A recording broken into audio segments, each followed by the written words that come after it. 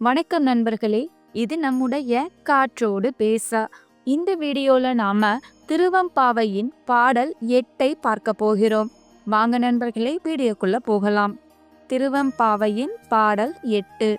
கோழி சிலம்ப சிலம்பும் குருகு எங்கும், ஏழில் இயம்ப இயம்பும் வெண்சங்கு எங்கும், கேழில் பரஞ்சோதி கேழில் பரங்கருணை, கேழில் விழுப்பொருள்கள் பாடினோம் கேட்டிலையோ, வாழி ஈதென்ன உறக்கமோ வாய்த்திறவாய், ஆழியான் அன்புடைமை ஆமாறும் இவ்வாறோ, ஊழி முதல்வனாய் நின்ற ஒருவனை, ஏழை பங்காளனையே பாடேலோர் எம்பாவாய்.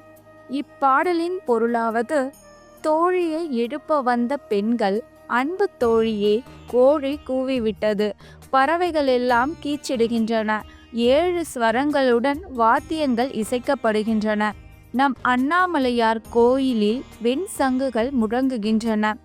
இந்த இனிய வேளையிலே உலக இருள் எப்படி நீங்குகிறதோ அதுபோல் பரஞ்சோதியாய் ஒளி வீசும் சிவனை பற்றி நாங்கள் பேசுகின்றோம். அவனது பெரும் கருணையை எண்ணி வியக்கின்றோம்.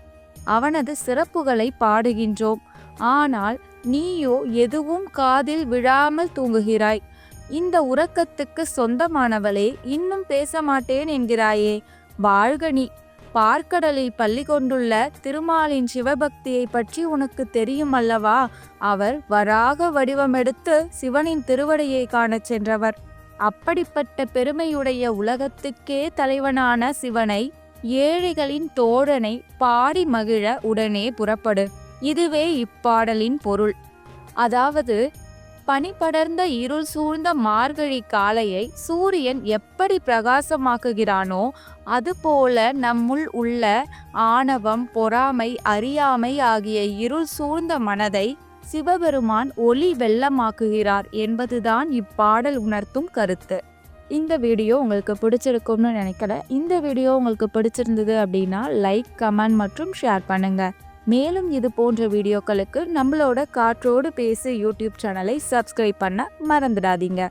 திருவெம்பாவையின் பாடல் 9 அடுத்த வீடியோவில் பார்க்கலாம். நன்றி, வணக்கம்.